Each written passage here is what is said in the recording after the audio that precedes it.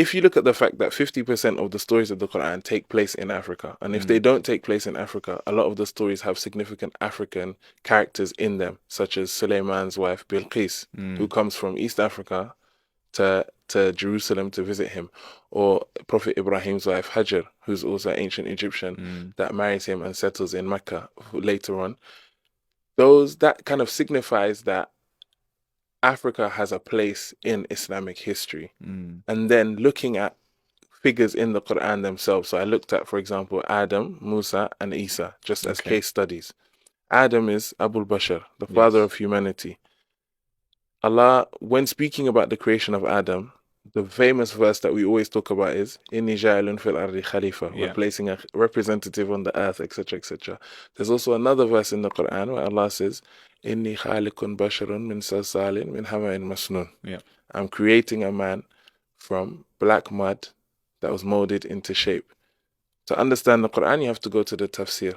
All of the major mufassirin, Tabari, Qurtubi, Baydawi, Baghawi, Jawhari, like Jalaluddin Suyuti and Mahali in Tafsir Jalalain, when they discuss this verse, they all say, Hama in Masnun is a black mud. Some of them even go as far as saying it's a mud that is either black already, or they leave it until it becomes black, and then they create something from it. So one of I think it was Baydawi or Baghawi, he said, a lot of people say Allah fermented the mud that Adam was created from and left it until it became black and then created Adam from it. And then Jawhari in his tafsir, he says, a lot of people say the reason why Adam was named Adam was because he was Adam alone, Adam in complexion. So what does Adam mean? Go to Lisan al-Arab, the first Arabic lexicon and the most widely referenced Arabic lexicon. They say Adam means black. And when somebody's darker than Asmar, which is dark brown, like our color, they're described as Adam alone, or Adam Shadidul Adma, like they're very, very dark skinned. So the usage of this word to describe the first human, and it also correlates with science because we know the first human beings were found in Africa and they were black people, and the black genes are not recessive. So any other nations will derive themselves from that, but they can't, the scientific aspect of it. So already just from that, the fact that there are over 10 traditional mainstream tafasir that state or propose that Adam was black, that's knowledge that's within our books that people don't know about. A lot of people study and they'd never even heard of these things. And until you go to the tafsir itself, it's something that's not highlighted because it's not seen as important. But it was important enough for those scholars to include it in their tafsir. 100%. So, alhamdulillah. Then Musa, we have a hadith where the Prophet ﷺ is describing different prophets. So he says, for example, Ibrahim, if you want to know what Ibrahim looked like, look at your companion, talking about himself, meaning he's the one that looks the most like Ibrahim. Then he speaks about Musa, وَأَمَّا Musa فَرَجُلٌ Adam. He was a dark-skinned man. And then he talks about him having curly hair as well. And then, going back to the Qur'an even, one of the miracles of Musa, أَسْلُكِ يَدُكَ فِي جَيْبُكَ تَخْرُجُ بَيْضَاءَ مِنْ غَيْرِ سُوءٍ. If you put your hand into your pocket or underneath your armpit, when it comes out, it will be bayda, it will be white.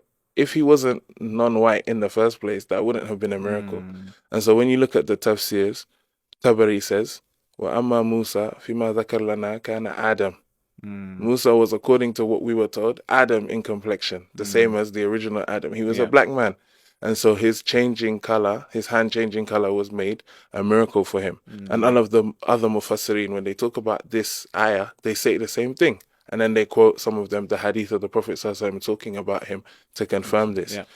Isa, same thing. So there's different ahadith. Some say he's Ahmar, light skin. Some of them say he's Adam. But Ibn Umar, the son of Umar bin al-Khattab, says, Wallahi. And you know, when they said Wallahi, it meant something. Serious, He said, Wallahi, the Prophet ﷺ never said he was Ahmar. But he said that I had a vision of 3 men doing tawaf of the Kaaba. The man in the middle was Adam. He was dark-skinned with long curly hair. And when I asked who he was, I was told that he was Isa ibn Maryam. So those are the father of humanity, the father of the Judaic tradition, the father of the Christian tradition. Well, not the direct father, but the main figures of all of these traditions. all described as black men by the Quran itself, or by the Sahaba, by the Prophet ﷺ, or by the Sunnah. And even if you look at Umar bin al-Khattab as well, because I go into, from the Quran, I go into black Sahaba beyond Bilal. So we've all watched the Omar series.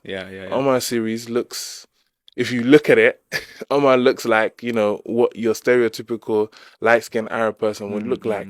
But when you go into the books, you realize that his grandfather, Nufail bin Abdul Uzza, was half Ethiopian and half Arab. Wow. And then he had his son, Al-Khattab, with an Ethiopian woman. So Umar bin Al-Khattab's father, Al-Khattab bin Nufail bin Abdul Uzza, was 3/4 Ethiopian and 1/4 Arab. So the way Omar looks in the NBC series is probably not how he looked in real life. And you have similar narrations with Ali ibn Abi Talib. He's described as Adam, Shadid al-Adma as well. He's described as dark skin, and others. And then I speak about black Sahaba that are not mentioned aside from Bilal. So there are other Habashis there aside from Bilal. Yeah. The Sahaba that spent the most time with the Prophet ﷺ from the day he was born until the day he passed away, Ayman, who he referred to as his mother, Ummi Ba'da Ummi, my mother after my mother, who raised him as her own child from the age of 6 when he was in the house of his uncle and his grandfather, was an Ethiopian woman. Bilal's mother, who was a princess, Hamama, was also there as a Sahaba. Salim, one of the freed slaves of Abu Hudayfa, he was one of the Qur'an teachers for the Sahaba, and he used to lead the Sahaba in Salah, in military expeditions. Sumayya, the first martyr, and there's a list of about, I think, 30 Sahaba that I mentioned that were black Sahaba that were there in the time of the Prophet ﷺ that nobody really speaks about. And even the fact that the first openly practicing Muslim community wasn't established in Mecca or Medina, but was established in Africa, in Ethiopia, under Najashi. That was the first time Muslims were allowed to practice Islam openly and freely. And at that time, Mecca didn't accept Islam, and Medina didn't even exist. But on the shores of Africa, we had a Muslim community. So the story of Islam as we know it today starts in Africa even. So all of that, I kind of wrap it in the first half of the presentation. Wow. And then the rest of it goes into the history of Islam in West Africa, because most black Muslims are West African descent. In the Americas and in Africa. And we have nations such as, for example, Nigeria has nearly 100 million Muslims, more than the whole of the Arabian Peninsula. Wow. And that's just one country from Africa's 54 countries, or, well, the numbers always change. But yeah, 50-something nations in Africa. Just one of them has more Muslims than the whole of the Arabian Peninsula combined. Wow. And I talk about how Islam entered there, because when black people go to masjids or when black people enter certain spaces, people assume they recently come into Islam. When we have reports from northeast Nigeria that they accepted Islam from emissaries sent by Omar bin Abdul Aziz. That's in the 8th century. We have